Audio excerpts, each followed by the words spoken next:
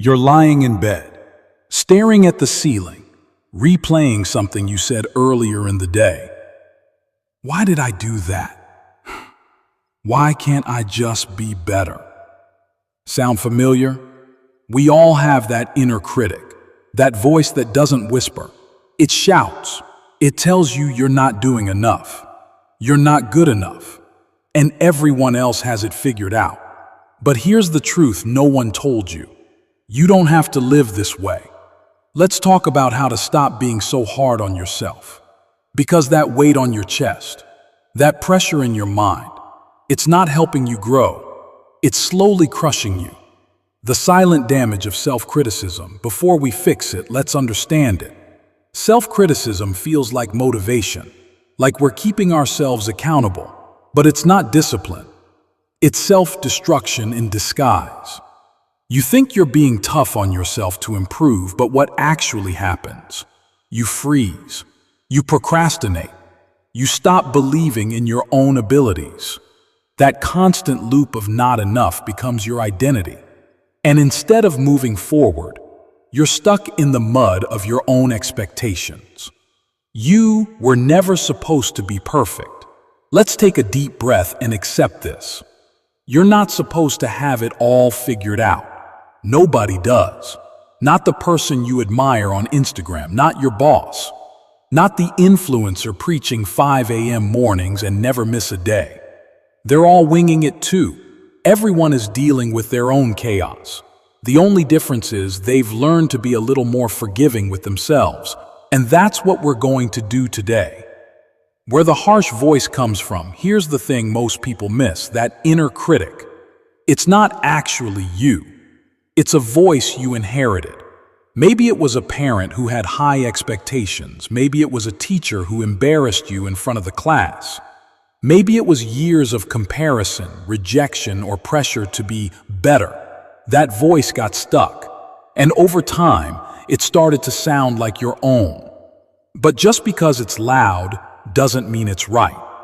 The cost of never feeling enough. If you keep living like you're always behind, always wrong, always lacking, here's what happens. You miss out on joy. You doubt your accomplishments. You fear starting anything new. Because when you think you're never enough, even winning feels like a fluke. But imagine if your best friend spoke to themselves the way you talk to yourself. Would you let them, or would you stop them and say, "Hey, you're doing okay. You're trying your best." So why not give yourself that same kindness? The power of self-compassion. The power of self-compassion. Let's clear something up. Self-compassion isn't weakness, it's strength.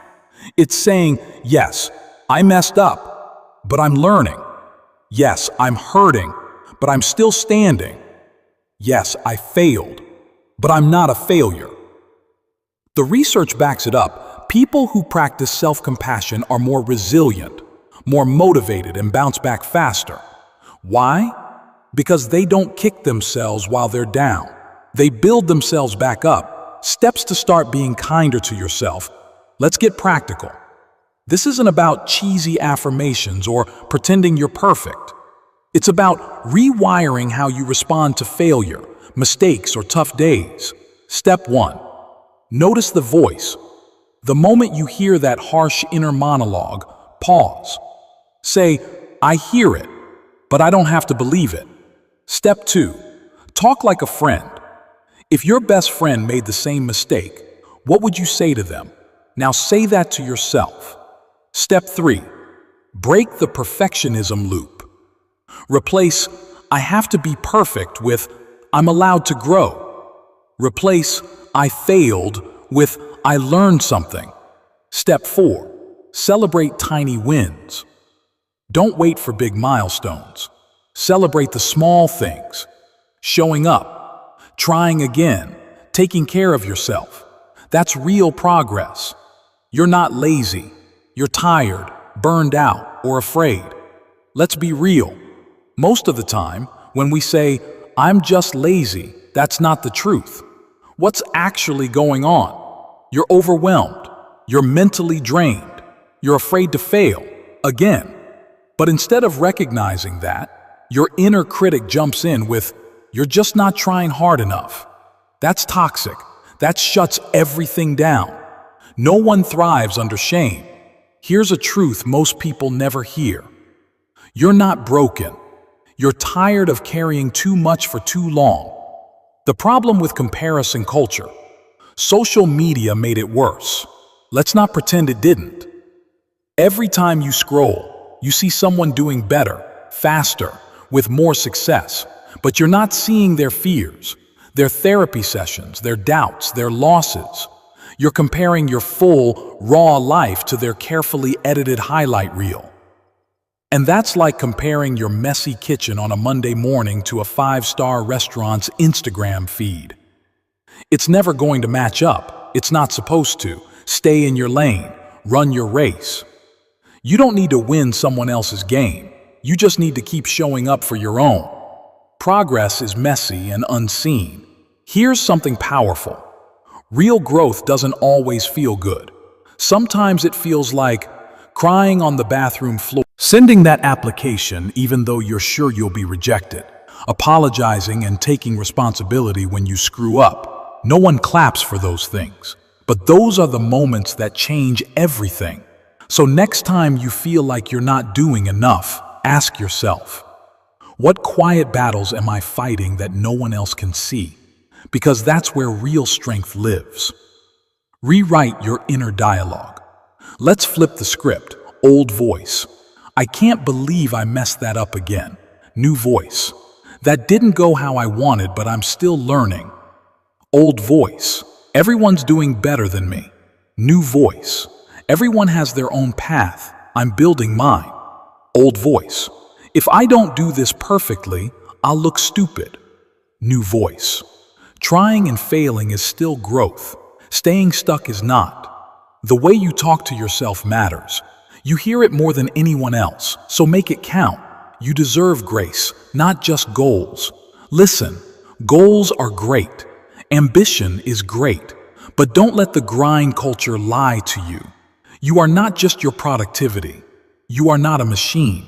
You are allowed to rest without guilt. You are allowed to change your mind. You are allowed to be a work in progress and still be worthy of love, respect, and peace. You don't have to earn your own kindness. You already deserve it.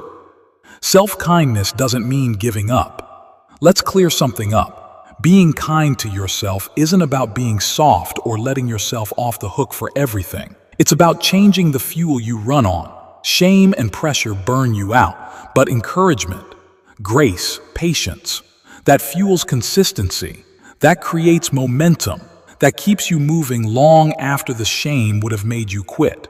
So no, this isn't about lowering your standards.